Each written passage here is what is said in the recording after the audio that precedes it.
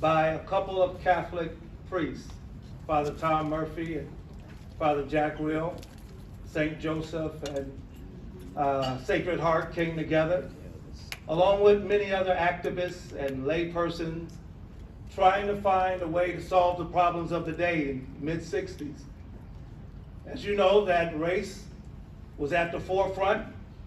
The city was coming through model cities, so that tells us that there was economic and urban blight. And by the way, we've always had rural challenges as well, with poverty and limitations in employability. And so these individuals came together because they understood that without a sense of shared possibilities of working alongside of each other, it would not be possible. They started finding out what the true issues were in their community. And they said, we got to get these issues before the power that be to find some solutions to the grief and the pain that so many were experiencing. When I think about what they did, they started out with centering people. And sometimes in the work that we do, and the pace that we go, we lose track of centering people. Before they had a grant, they centered people. Before they had a program or an institution to facilitate it, they centered people. Because they knew this valuable understanding that people are not our problem, but people really do have real problems. People are not your major challenge, but people have major challenges. And they found a way to come together because relationships matter. My friends, looking out over across the sea of individuals here, I know for sure that relationships matter. There is no beauty but in relationships. Anything that is separate, detached, becomes distant and socially ugly. We work together to stand alongside of each other because Project Now cannot do this by themselves. We're not that egocentric. We don't have narcissistic narratives about how wonderful we are independently from our community. Our founding says that we do this work in and through people. We do so many things in our agency, but very little of it is for people. The overwhelming majority of it is with people. That's our stance. That's our commitment. They understood that poverty separates and segregates. So before they started running out and getting programs, and yes, we would grow our programming. Within 10 years, we would have our Head Start program, and I'm a Head Start graduate. My mother taught Head Start for 30 years. All of my siblings are Head Start graduates. I'm proud of that. We would have weatherization to plug up the holes in the walls of homes and the wind that whips under doorways. And in our job, in our work, we have seen homes that look secure from the outside and have seen shower curtains stuffed in cracks to keep rain and weather from whipping through. Our responsibility is to do what they did. Before they started trying to go get a grant for everything, they started working with people. Having these conversations on doorsteps and backyards. We started outreach sites so that we could be proximate to people because poverty separates and poverty segregates. It separates people from people, and it segregates poor people from resources. All of us right now can think in our head, whatever city we belong to, whatever state that we have traveled from, you know where the poor community is, don't you? You know when you start going into one, don't you? You can look at the environment and the landscape, you can tell. And it's not simply because they don't take care of their lawns, it is that you start noticing that there's a lack of small business development in that community. You start noticing that there are empty lots that have been empty for 10, 20, 30 years. You start noticing that the opportunities have flown over the head of so many. You start saying to yourself, where is the local bank? And you realize there's not a banking institution at all. You start realizing that I want a fresh fruit or a vegetable, and you realize there's no grocery store, it's a food desert. And you start to realize that the places that so many have said don't have disposable income, but yet there are predatory lending companies in those places that are most vulnerable with credit scores that are far under 600. And you start asking yourself, why would they go and plant businesses there? And I have yet to see one of them close down for a lack of business. Our challenge is to understand that poverty separates and segregates. Some years ago, I was coming out of a retail store here locally, and there was a seasoned woman who was starting having heart palpitations. They were working to assist her, and one of the clerks came out from behind the counter and got her outside to get fresh air. They sat her on the curb. So many people were walking by, and some stopped, and others just continued with bags. No judgment. She took a few deep breaths and said, I'm ready to go now. And the young lady that was assisting her and said, I can't let you go from here. I have a cell phone, but I'll call whoever you like for me to call. She says, I need to go. She says, I understand, ma'am, but I can't let you go. I wouldn't feel right. And she pulled out her cell phone. She says, who would you like for me to call? And the seasoned woman looked, her face was almost pale.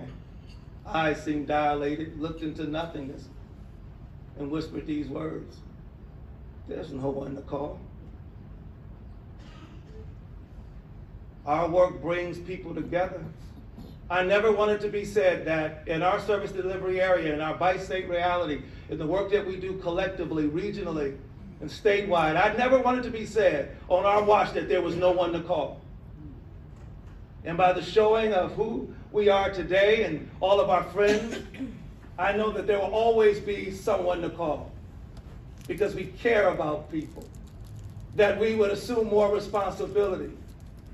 We do this work not because we couldn't find work in another sector of society. We do it because we're good at it. We do it because our heart leans in that direction. We do it because we have acquired a set of skills in helping people move up and out of poverty. That's our responsibility.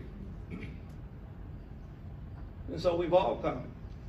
Today, you're going to hear panels. We're going to talk about challenges. We're going to move toward more solutions. And we're going to kick off a year that is our 55th anniversary year of doing more mobilizing, more pulling people together, more bringing those who have been disaffected, disassociated, and detached from all of the prosperity and the opportunities that so many else enjoy. We're going to bring those people to the fore because the people that are in the most pain got to help drive the train. They're not the caboose. They have to be leading, so we make space. And I'm so glad that you're here. My final thought is that some years ago, many of you know that I'm a third-generation combat veteran. I love the military. I just hate war. I love what I had a chance to do along so many others and learn and grow, expand my leadership. But in my responsibilities as a U.S. Marine, I had a chance to do the high-speed, low-drag stuff, rubber boat hanging off the side and stuff, jumping off. I had a wonderful time. I was leading a community action agency in Nebraska, and my staff thought it was important, being a part of a leadership cohort, we were going to go and do some rope course drills. Now I've had my share. And I wasn't anticipating going and doing it again. When we got out there to the field, and of course I mustered up the proper face so that no one knew that I was rappelling in the inside. I saw the rope course at 45-degree angle. And these individuals that were standing around, some were instructors, others were volunteers. And he said, here are the ground rules. Each one of you going to get a chance to climb up one of these ropes, hand over hand, underneath. If you have the strength, you can roll over on your belly and pull up inch by inch, inchworming.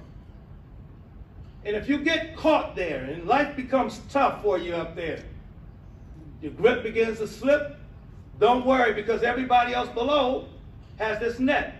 And let's practice. Let's pull the net. And we found out we put tension in the net. He says that if you begin to fall, your responsibility was to yell, falling. And our responsibility was to immediately say, stretch, and we would stretch the net. That's all. And it was some people's lot. They would get up halfway, have difficulty, could not make it to the completion of the routine and the route, and they would scream, falling. And you know what those of us that had the net did? We didn't chide them. We didn't judge them. We didn't say, you should have did something else with the money besides buy a new cell phone. We did not say, why are we helping you and you have a bigger SUV than I do? Never mind the fact that they have that SUV, but that is the paraphernalia of a life once lived, and their children sleep in the back of it every night, and they wash up in a grocery store bathroom and send their kids to school with 3 outfits that are packed in the back. Yes. Never mind that fact. Ours was not to judge them. You know what we did? We simply stretched the net. So today, I'm glad you're here. We're going to stretch this net today. Yes. Because there are so many people, so many children, so many families that are crying out falling. So many displaced workers, so many men and women returning home from incarceration, so many individuals that have survived sexual and domestic violence that are crying out falling. And our responsibility is not to judge. It's to use every resource we have and stretch that net. Yeah. I'm glad you're here. We're going to stretch the net today. Have a wonderful conference. Thank you.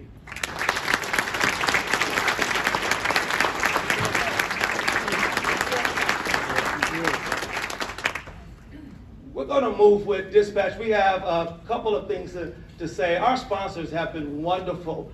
And the space that we have and all of the commitments, you can see the layout here. I think in all my years of being introduced, it's the first time I've been introduced in this manner. So,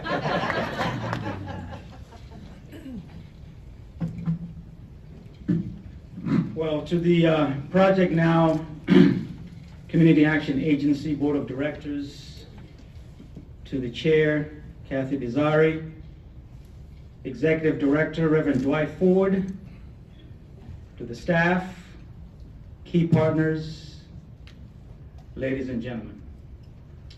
Let me begin by thanking you for this honor of asking me to be your keynote this afternoon and to be part of this auspicious occasion, which is not only the first annual poverty conference with the theme Rooting Out Poverty, but celebrating 55 years of Project Now Community Action Agency's service to the community.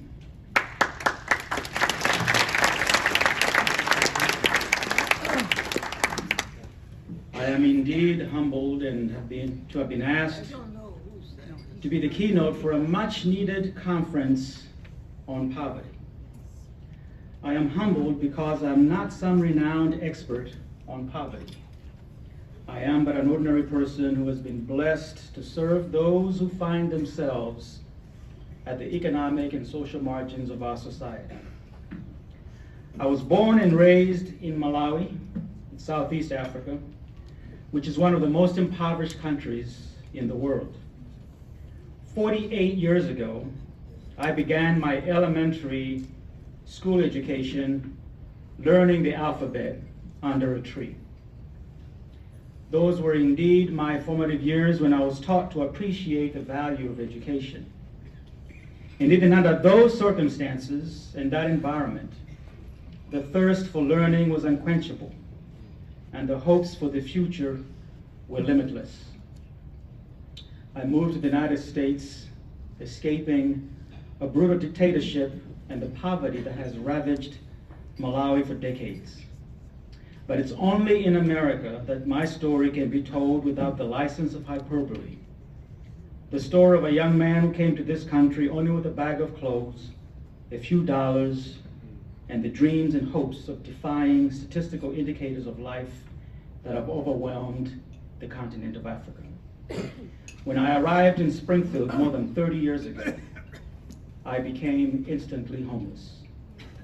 I did not have enough money to obtain my own place, and I did not know anyone in that community.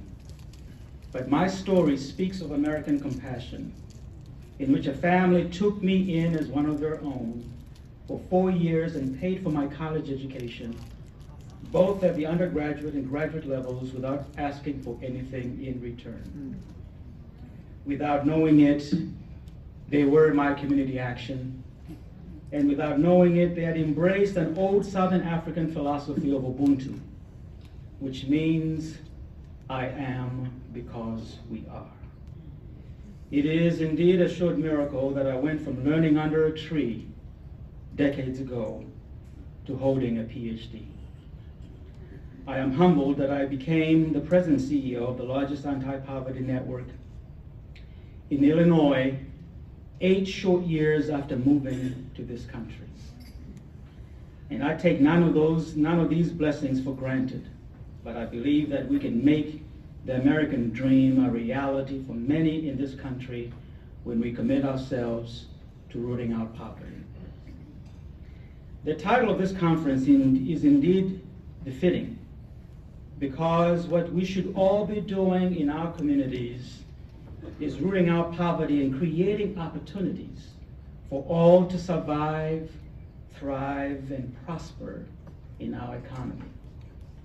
And I'd like to take this opportunity to applaud and thank Project Now Community Action Agency for the work that you do on a daily basis on behalf of families and individuals of Rock Island, Mercer, and Henry counties. Sometimes it may seem as if you are constantly fighting battles on all fronts to keep your mission alive. But I do know that it is certainly rewarding when you're involved in helping people and changing lives. Community action is not only the lasting and enduring legacy of the war on poverty, but it possesses you as true soldiers in this divine work bestowed on us almost 6 decades ago. We have an opportunity to effectively reduce poverty in this nation and in this world. But what we need is the transformation of the hearts of those in positions of power to have the compassion, the commitment, and the courage which you all exemplify daily. They need to understand that when we root out poverty at the local level, we are building bridges and ladders toward economic security and creating possibilities of transforming our communities to be the bastions against hopelessness and despair that we see due to economic iniquities. The theme of this conference calls for all of us to reignite our passion, find our purpose, and explore the possibilities that will create opportunities for our children, families, to have economic security. And I'm hopeful that what I'll share with you this afternoon and the sessions you will continue to attend today will encapsulate the essence of your theme, Rooting Out Poverty.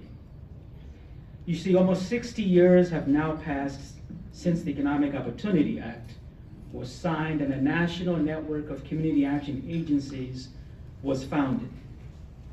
And as we celebrate the rich community action history of providing a myriad of services to the poor of this nation and changing their lives, we need to spend some time reflecting on the legacy of community action and what we need to look for in the future as a means of change. After almost 60 years of fighting the war on poverty, the Community Action Network, policymakers, the citizenry, and elected officials need to address the question of how we as a nation have fared in this war on poverty. This community action continues to win many battles in the war on poverty through the delivery of services, the advocacy that is conducted on behalf of those that are in poverty. But it is indeed a fact that victory has been delayed for the war on poverty, as there are over 37 million Americans still living in poverty today. The reality is that Community Action and other organizations have had to fight for funding every year and often deal with policies that are not conducive to the anti-poverty strategy. It is quite disconcerting that every year the challenges Community Action and other organizations face are not getting easier. We joke sometimes in my office that we spend most of our times working on reports than we do working with families and individuals. Yes. So how can we be expected to focus on our mission when most of our time is spent fighting on our survival as organizations? How can we truly win the war on poverty when we're constantly engaged in the war for funding? Now that we have almost reached the 60th milestone and acknowledge that a great deal of work still remains, we must call on ourselves, elected officials, policymakers, and our customers to renew the commitment to the war on poverty, and that it is time for all of us to work together as one in changing the attitudes towards poverty here in America. If we are all committed to ending poverty, we can certainly fulfill what President Lyndon Johnson set out to do in 1964. In 2016, I co-authored a book with a faculty from the University of Illinois titled Community Action Leaders Rooting Out Poverty at the Local Level.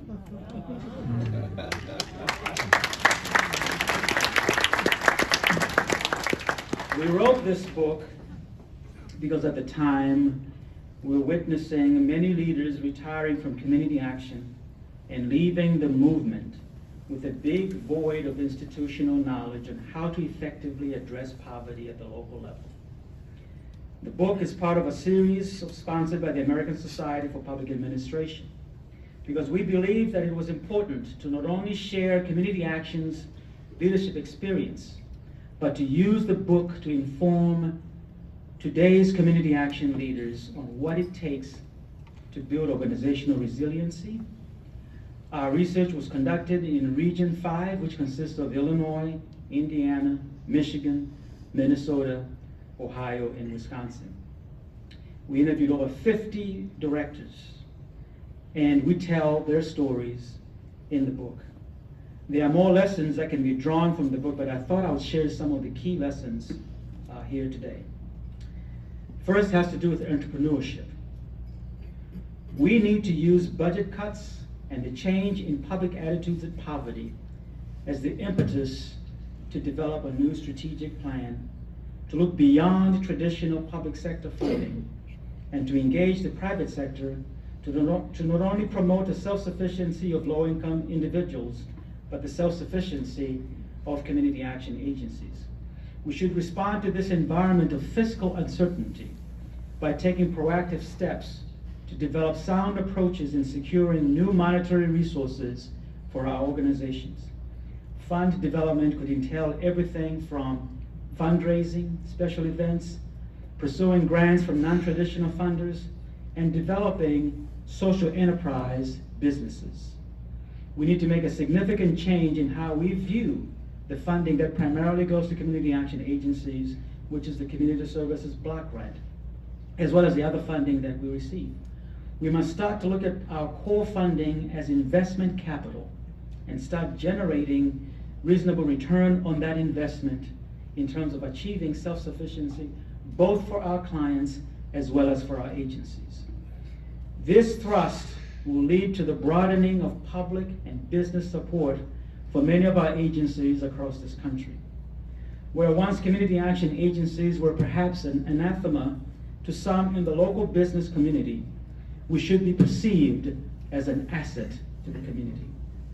Where once public officials may have complained about community action agencies and their pretense for starting government-funded programs and not being able to sustain them when federal and state support ended, we know now that many of these individuals or officials call on community action for assistance in dealing with community development issues, including addressing brownfields, deteriorating neighborhoods, economic development, and affordable housing. So perhaps the biggest long-term impact of these changes, however, is the long-term sustainability of community action at the local level. One of the things I also wanted to highlight is, especially during the pandemic, when many organizations and many individuals were working from home, and I'm going back to the year 2020, a lot of the community action agencies, their doors were still open and seeing the public.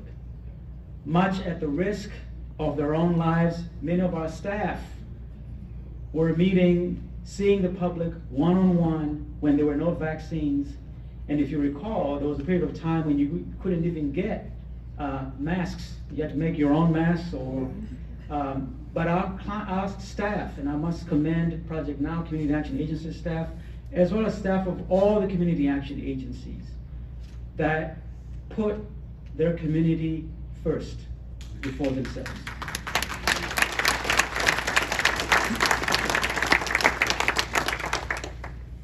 The other thing I wanted to highlight that's addressed in the book is advocacy. Advocacy should be at the core of what we do. Without advocacy, we cannot exist, and what we do in terms of addressing poverty would be even more challenging. We need to lead the charge of restoring community action's role as community catalyst for new and innovative anti-poverty efforts, as well as community action's role in advocacy for institutional changes. It's one thing for us to be providing services, operating these programs, but it's another thing for us to be at the forefront of systemic change and institutional change within our communities. Yes. There are opportunities for us to be engaged in issues of institutional and structural racism that affects the issues of poverty. There are opportunities for us to engage our communities in issues of policing and how we can avoid some of the issues we have been dealing with these last number of years involving law enforcement as well as the minority communities. Community action of the 1960s would have been highly engaged in these issues. Why not now? We need to engage our boards and staff to work on grassroots advocacy all year round. For community action to be successful at advocacy, time must be devoted on this issue without fear of funding implications. We need to figure out a way to effectively organize the poor into a grassroots force that can begin to influence public policy. We need to establish more think tanks that deal with local, state, and national poverty issues. This will help us to influence public policy as it relates to the war of poverty. If we influence public policy, we can influence legislation that affects and benefits those whom we serve. Yes. We need to become more involved in politics or the political process and to be organized politically. This includes, again, our customers as well. Some of the decision makers in Washington and in Springfield do not care that it is morally reprehensible to balance the budget on the backs of poor people. Yeah. For some of them, it's all about where the votes come from. We need to educate them that through the power of the vote, that fighting poverty is not about politics or political correctness. It's the right and moral thing to do. For in these times, it is easy to sacrifice the needs of those who have little political power. But it should be our legacy to loudly and proudly be the voice for those whose passion for life has been sucked out of them through circumstances and tragedies. For a nation is not ultimately judged by how it caters to the desires of the powerful, but how it responds to the needs of the powerless. Our salvation is dependent in part on how we treat the least of these, our brothers and sisters.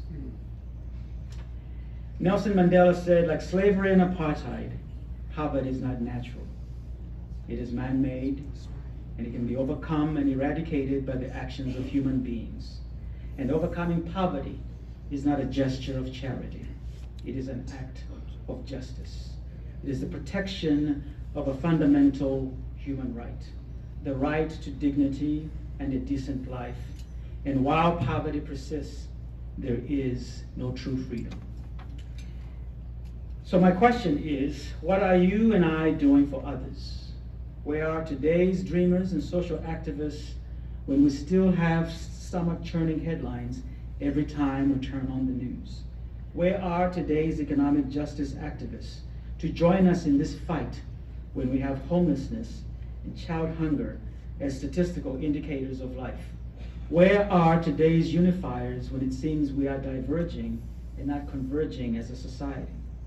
So whether you know it or not, your words, your presence, and spirit can strengthen our crippled backs, keeping the forces of oppression from riding the oppressed anymore. The work that we do in community action offers not only hope, but opportunities for secure, stable, and a thriving life. Next year, we will commemorate Community Action's 60th anniversary. 60 years of serving America's poor. 60 years of providing hope to those who find themselves in the vineyards of despair. 60 years of protecting children and families from falling deeper into the dark abyss of pain and suffering. 60 years of caring for our seniors. 60 years of providing a hand up to those whom many would like to forget exist in our midst. 60 years of rooting out poverty at the local level.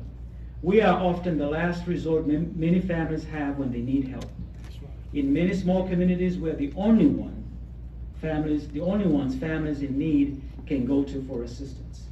Whatever path we choose for the future of community action, our mission and passion must be about rooting out poverty by any means necessary.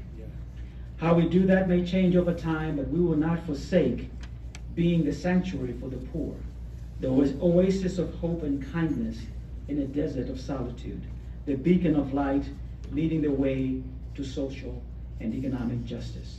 So Project Now, you must continue to tell your story, not just to policymakers, but to the public as well. They must understand that it is unconscionable for the debate and dialogue on reducing this nation's deficit and raising the debt ceiling to be done on the backs of poor people. They need to understand that many of us are one paycheck away or one major illness away from falling into poverty. Yes. They must understand that poverty sees no color, gender, nationality, or creed. It does not discriminate when it surfaces on one's doorstep. It can affect anyone at any time. Yeah. The question is, who will be there for us when we find ourselves in poverty?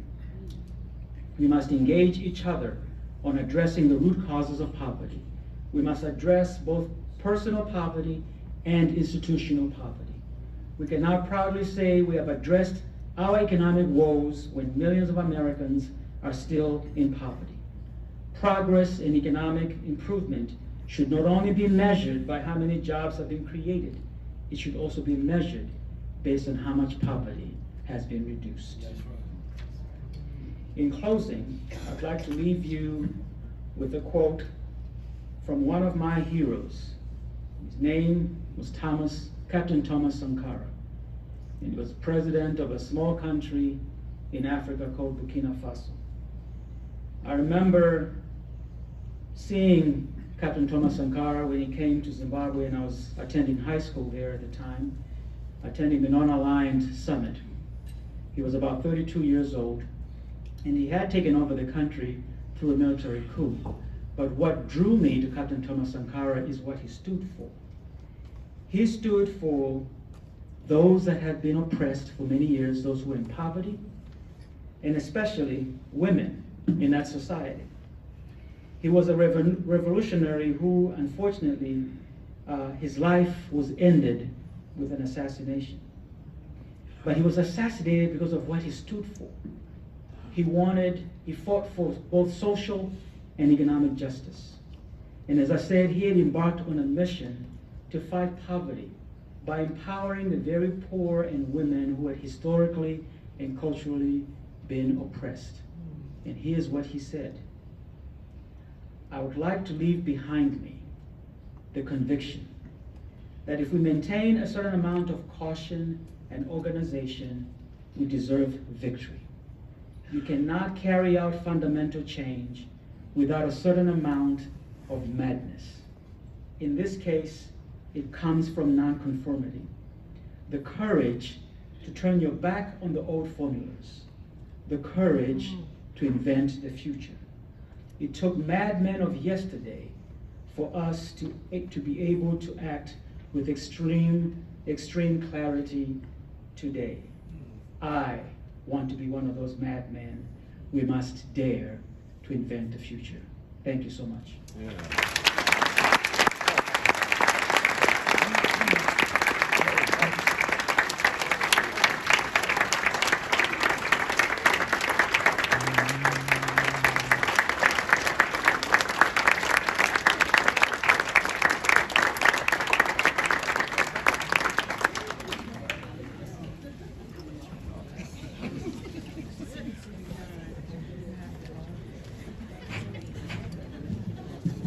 We want to thank both the bearer of the message and the message itself. One more applause again for Dr. Sulamoyo.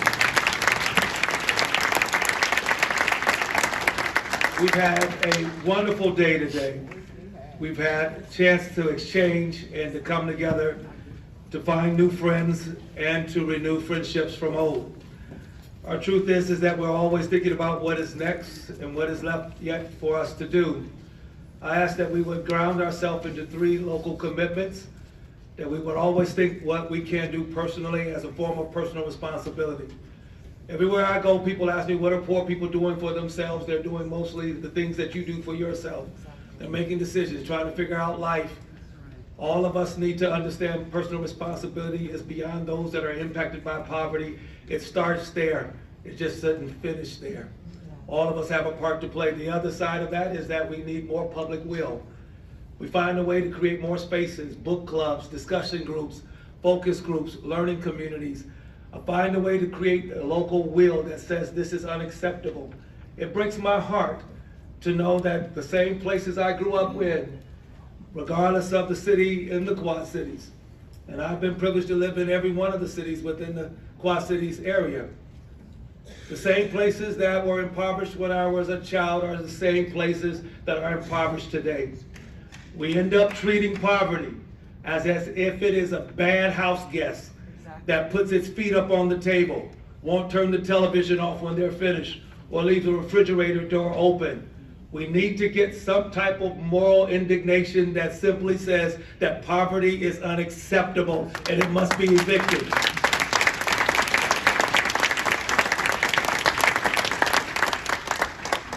It steals. Lives are being ground up like powder.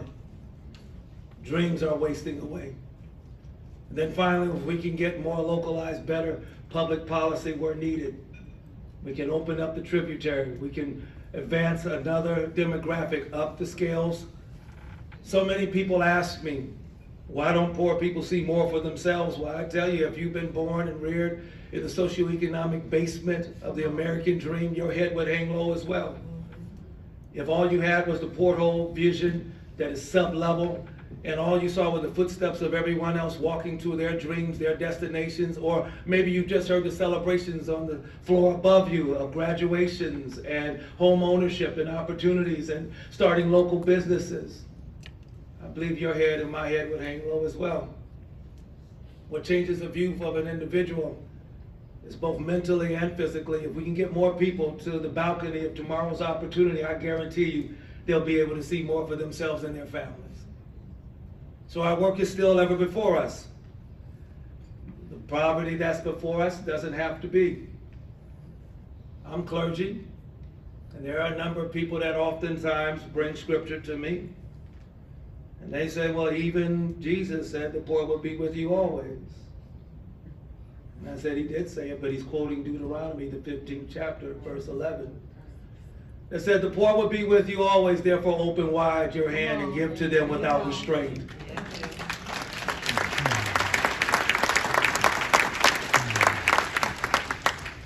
So I'll end with this thought as we depart for today. One of my favorite plays, and now turned into a book and movie, is A Raisin in the Sun, Lorraine Hansberry's book. Tells the story of a black family in Chicago that have been redlined out and covenant restrictions and all the things that we have studied and worked to stop, to try to prevent from happening in the future. That story of that family, Walter Lee Younger Jr., the family inherits an insurance policy, and by death they get a chance to move the family up into home ownership, by death. And he's sitting there looking at his mother, and he's trying to figure out a way to deal with the madness that's going around him. And he says, "Mama, sometimes I can see my future, Mama. My future, Mama, just staring me right over there, Mama. My future, just a blank, big, dark future, Mama." And then somewhere between that last word and the beginning of his next, he says, "But it don't have to be. The poverty that we see today doesn't have to be. The challenges that we see whole families go through doesn't have to be. But it's going to take a lot of work. It's going to take a lot of effort. It's going to take a lot of collaboration. It's going to take a lot of submergent egos. It's going to take a lot of ingenuity in the processes that we have, but it's possible to reduce and bring it in." And I'll be glad to tell you that I know that poverty is problematic. It involves race and gender, and it's a mess. I know poverty has been so persistent. You heard Dr. Sulamoyo talk about the long-standing effort of reducing poverty and eliminating its causes. Almost 60 years of investment, and I know it's persistent. But my dear friends, poverty does not have to be permanent. And I'll leave you with that. It is not written in permanent ink. Let's take an eraser and start working backwards and write a new chapter. Thank you. Enjoy your day. If you have not taken your QR code, scan that QR. We would love your feedback. Have a wonderful day.